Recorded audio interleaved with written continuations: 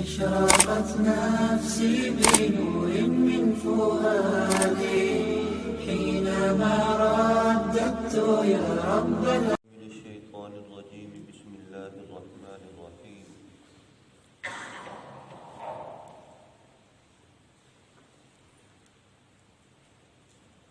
ولئن أذقنا الإنسان منا رحمة اور جب ہم انسان کو اپنی طرف سے کسی رحمت کا مزہ چکھاتے ہیں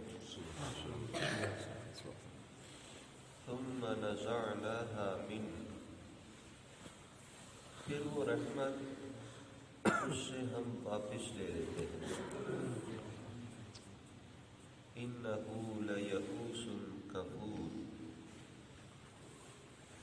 تو وہ مایوس اور ناشکرا بن جاتا ہے وَلَئِنْ أَذَقْنَاهُ نَعْمَاءَ بَعْدَ ضَرَّاءَ مَسَّتْهُ لَيَقُولَنَّ هَذَا لِي اور اگر اسے کوئی تکلیف پہنچنے کے بعد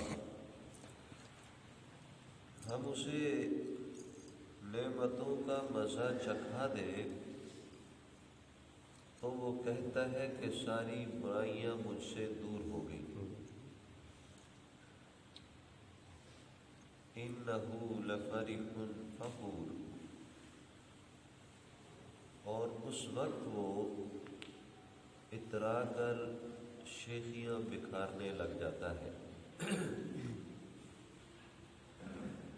الا الذین صبروا مگر جو لوگ صبر سے کام لیتے ہیں وعملوا الصالحات اور نیک عمل کرتے ہیں اولئک لهم مغفرۃ واجر کبیر سبحان اللہ وہ ایسے ہیں کہ ان کے لیے ہی مغفرت ہے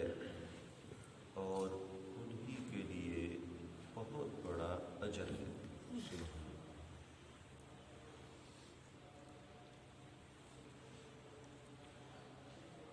اللہ رب العزت نے جب انسان کو پیدا کیا تو لازمی بات ہے اس کے ساتھ اس کی ضروریات بھی ہے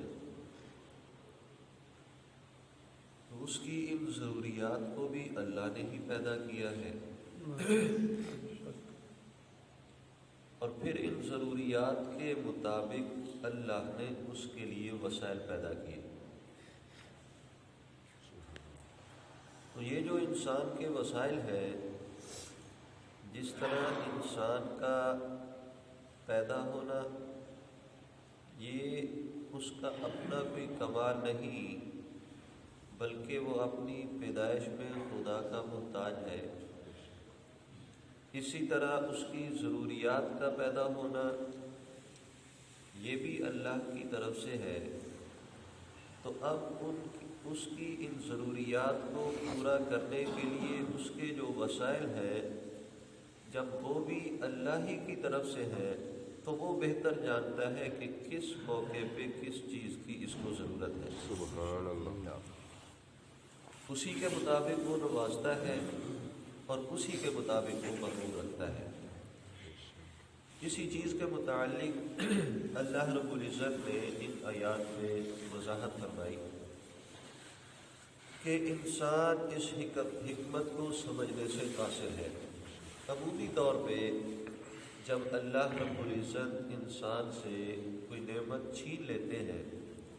تو وہ اللہ رب العزت کی ذات کے گلے شکوے شروع کر دیتا ہے جبکہ وہ اس بات کو نہیں سوچتا کہ اگر ابھی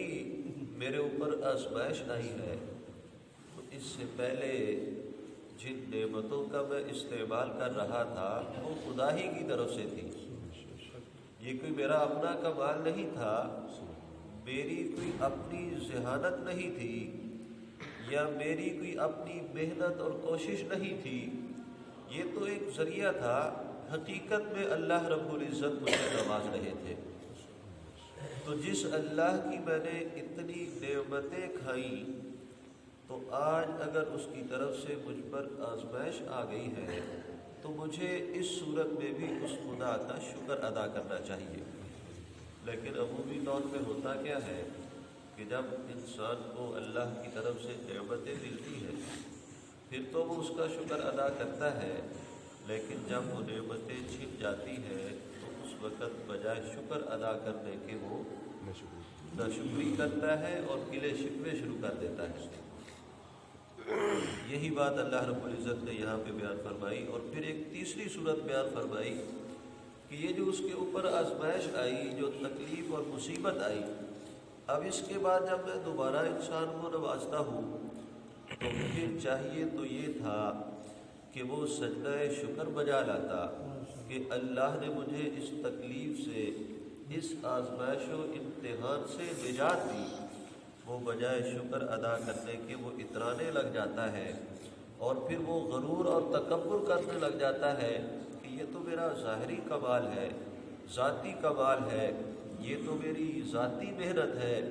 یہ تو میرا ذاتی فن ہے۔ وہ اس چیز کو بھول جاتا ہے کہ یہ میرے اللہ کی عطا ہے، یہ اس کا میرے اوپر فضل و کرم ہے۔ بجائے اس کا شکر ادا کرنے کے وہ اترانے لگ جاتا ہے، وہ اکڑ دکھانے لگ جاتا ہے۔ اللہ رب العزت ارشاد فرماتے ہیں کہ کامیاب انسان صرف وہ ہے کہ اس نے اللہ کی نعمتوں کے اوپر شکر کیا، اور اگر آزمائش آئی تو اس نے صبر کیا، وعمل الصالحات، اور نیک عمل کیے۔ اب صبر کرنے والوں میں جو سب سے بڑا درجہ اور مقام ہوتا ہے وہ انبیاء کا ہوتا ہے، اس لیے کہ اللہ کی جو نعمتیں ہیں ان کا بھی انبیاء کے اوپر ظہور ہوتا ہے، اور اللہ رب العزت کی طرف سے آزمائشیں اور امتحانات بھی نازل ہوتے ہیں۔ تو سب سے زیادہ آزمائشوں اور امتحانات کے اوپر صبر کرنے والی جو ذات ہے وہ انبیاء کی ذات ہے۔ آپ صلی اللہ علیہ وسلم سے کسی کے متعلق جب سوال کیا گیا تو آپ صلی اللہ علیہ وسلم نے ارشاد فرمایا کہ سب سے زیادہ آزمائشیں انبیاء کے اوپر آتی ہیں، اور پھر انبیاء میں سے بھی درجے کے اعتبار سے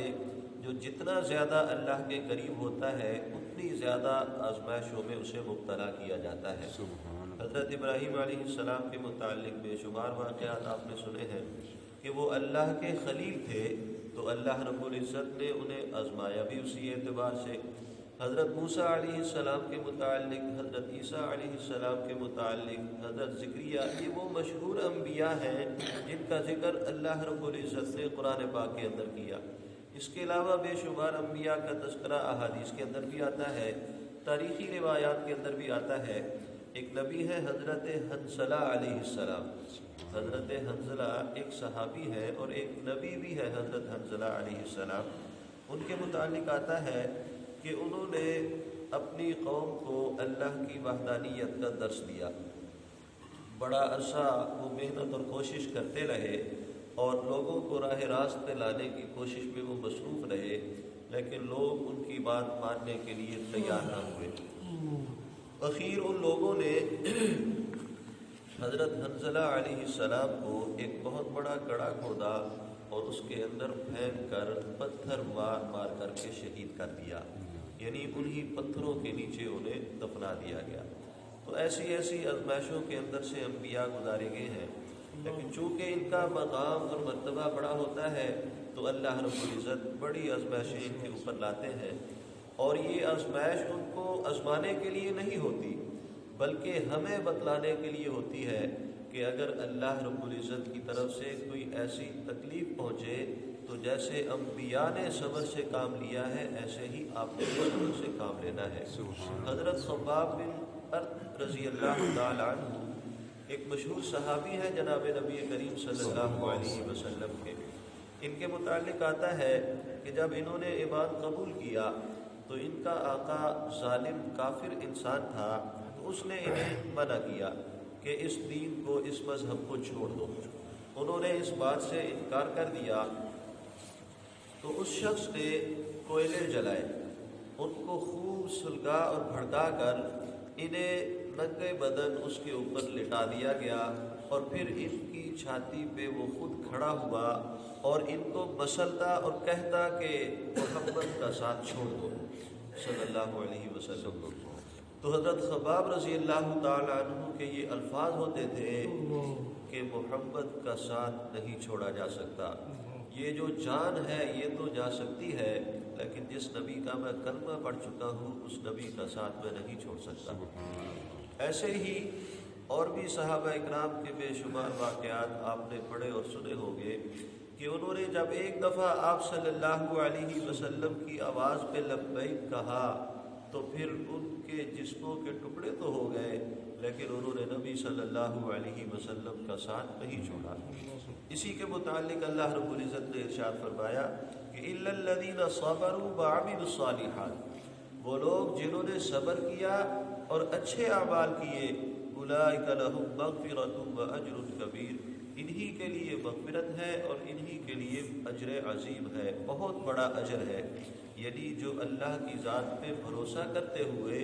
تکلیف کے اوپر صبر کر لیتا ہے تو اللہ رب العزت پھر اسے نوازتے بھی ہے۔ سبحان اللہ۔ اللہ رب العزت سے دعا ہے کہ اللہ ہر انسان کو قرآن و سنت کا فہم عطا فرمائے اور دین کے راستے میں آنے والی رکاوٹوں اور آزمائشوں کے اوپر صبر کرنے کی توفیق عطا فرمائے۔